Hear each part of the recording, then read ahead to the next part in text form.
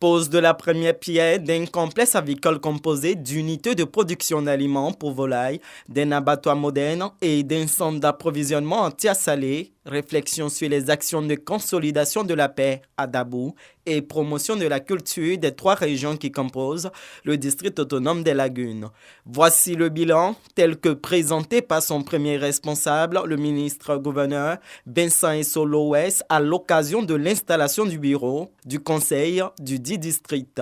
Le district autonome des Lagunes a organisé un séminaire de réflexion les 11 et 12 septembre 2021 à Dabou sur le thème Unité, Paix, Développement qui a connu un franc succès.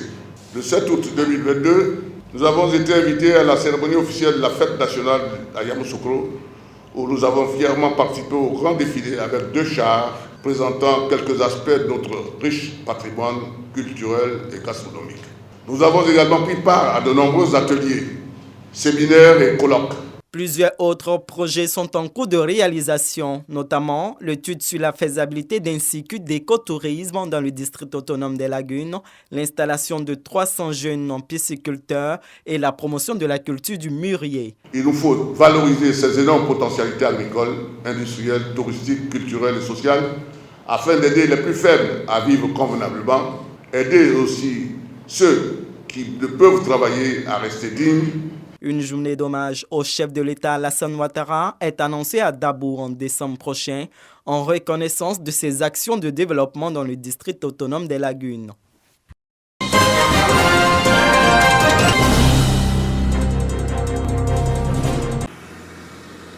Boundiali se transforme. Depuis 2018, plusieurs infrastructures dont des voies bitumées, des écoles, des feux tricolores et un hôtel de ville flambant neuf donnent fière allure à la capitale de la Bagoué. Pour toutes ces réalisations, les populations saisissent l'occasion du présent conseil municipal pour exprimer toute leur gratitude à son député-maire, la ministre Maria Toukone. Vous avez promis un château d'eau. Beaucoup ont pensé que c'est parole de campagne. Mais avant la fin de la campagne, avant les 15 jours de la campagne, vous avez inauguré le château d'eau de Sigana. Le quartier dit, aujourd'hui, quand il y a coupure d'eau à Boundiali, tout Boundiali se déverse sur le château que vous leur avez donné. Ils sont contents. Madame le maire, depuis votre arrivée, nous ne connaissons plus de double vacation à Boundiali. Tous nos enfants suivent les cours en plein temps. Nous voulons vous dire merci. Un hommage bien accueilli par la députée maire et tout son conseil. Pourtant, pour le professeur Maria Toukone, tout l'honneur revient au chef de l'État Alassane Ouattara, principal artisan du renouveau de la Côte d'Ivoire. Elle a en outre réaffirmé son engagement pour l'épanouissement de ses administrés en annonçant d'ailleurs la prochaine construction de plusieurs autres grandes infrastructures. Dans notre plan d'action, nous avions prévu la construction de marchés de proximité dans 3 quartiers. La mairie a commencé la construction d'une bibliothèque municipale et d'une salle multimédia. La 3e bonne nouvelle dans les divers, c'est que nous avons obtenu de certains partenaires à l'extérieur la construction à Boundiali d'un palais de la culture. Cette 4e session ordinaire du conseil municipal est la dernière de l'année 2022. En plus de la présence des maires et de tous les chefs traditionnels de la région de la Bagoué, elle a été marquée par plusieurs dons de la députée maire à la gendarmerie, aux populations et aux écoles confessionnelles islamiques.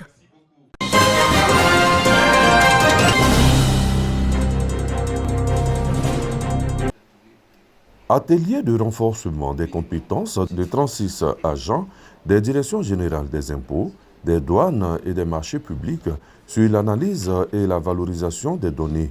Une initiative du ministère du Budget et du portefeuille de l'État en partenariat avec SAH Analytique International.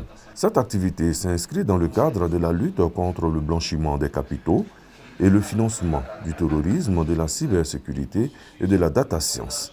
Évoquant les objectifs de cet atelier qui se tient à Sinématiali, les formateurs rappellent qu'il s'agit d'outiller les participants sur la vision du ministère du Budget et du portefeuille de l'État sur la gestion publique. Tous ces professionnels-là manipulent des données très importantes au niveau de la douane, des impôts, des marchés publics.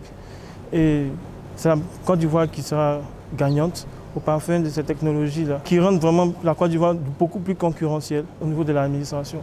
Et c'est vraiment le vœu de SAR Analytics, de vraiment contribuer à l'hégémonie de la Côte d'Ivoire, surtout au niveau de l'éthique et de l'intelligence artificielle. Les participants à cet atelier saluent cette initiative de leur ministère de tutelle. Cette formation que nous venons de suivre sur l'analyse des données vient à point nommé parce qu'elle nous permet de bénéficier des outils nécessaires pour pouvoir faire une bonne analyse des données de marché public. Alors il faut savoir que les marchés publics sont la matérialisation de la politique sociale de l'État. Et il est important de bien mesurer ces données avec des indicateurs bien précis afin de permettre aux décideurs de prendre des décisions assez concrètes pour optimiser les actions de ces deux décideurs-là. Particulièrement, cet outil-là est assez utile pour la douane, qui est vraiment au carrefour de la gestion et qui est soumise vraiment à beaucoup d'exigences en termes de recettes, en termes aussi de facilitation des échanges aussi, et aussi en termes de lutte contre la fraude. Et nous comptons vraiment utiliser ces informations-là pour être plus efficace et permettre à la douane de pouvoir atteindre ses objectifs. L'analyse de données fait l'objet de recherches pour s'adapter à tout type de données et faire face à des traitements en temps réel en dépit de la qualité de données importante. Les participants à l'atelier seront les relais au sein de leurs différentes directions générales.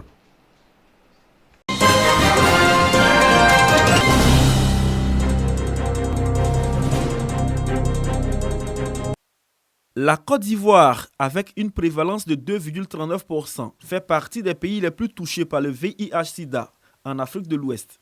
Aujourd'hui, le nombre des orphelins et enfants vulnérables OEV a atteint plus de 400 000. Face à cette situation, des réponses urgentes s'imposent, dont les initiatives d'élimination de cette pandémie d'ici à 2030. Et cela à travers les objectifs d'accélération de la réponse des 3x95 et la prise en charge des OEV. Après 12 mois d'offres de services aux OEV et à leurs familles, l'heure est à de nouvelles orientations au PNOV, Programme national de prise en charge des orphelins et autres enfants rendus vulnérables du fait du VIH-Sida. Le ministère de la Femme, de la Famille et de l'Enfant, à travers le PNOV, avait donc pour défi d'adresser la problématique de 250 000 OEV en termes d'appui, d'accompagnement et d'autonomisation de ces familles. Nous avons 171 000 qui ont été touchés pour l'année 2021 et 2022, soit un pourcentage d'environ 67%. Aujourd'hui, il est question d'adresser en termes de perspective donc, des problématiques en ce qui concerne l'autonomisation de ces familles à travers les AVEC, en ce qui concerne l'accompagnement de tous ces OEV, c'est-à-dire qu'il faut aller au-delà des 250 000. Dans cette dynamique, le PNOV, une structure du ministère de la Femme, de la Famille et de l'Enfant, bénéficie du soutien de plusieurs partenaires techniques engagés pour le bien-être des OEV et de leurs familles. ISC continuera les activités de l'initiative DREAMS qui s'adresse essentiellement aux adolescentes et jeunes filles de 10 à 24 ans. Nous apportons un appui en termes de soins et soutien aux OEV au sein de 11 centres sociaux. Et cet accompagnement se résume en l'offre de soins et soutien aux OEV en termes de prise en charge médicale, frais d'ordonnance et autres. Également un accompagnement en termes de mise en apprentissage des OEV, un appui également à l'éducation. Le directeur de cabinet du ministère de la Femme, de la Famille et de l'Enfant a saisi l'occasion pour saluer les efforts des travailleurs sociaux qui œuvrent au quotidien pour la prise en charge des OEV. Il invite à une mutualisation des efforts dans l'élimination de cette pandémie qui continue de faire des victimes dans nos sociétés. Que l'OEV vive et grandisse dans un environnement sain et protecteur, lui assurant un développement psychologique et social équilibré avec des familles économiquement autonomes et responsables. Telle est la vision du programme que je vous invite à partager. Nous restons persuadés que si nous travaillons tous en synergie avec l'appui de nos partenaires, nous parviendrons à l'atteinte de ces objectifs. Avec les centres sociaux, le PNOV a mis en place 114 plateformes de collaboration, une approche novatrice qui facilite aujourd'hui une synergie d'action entre les différents acteurs.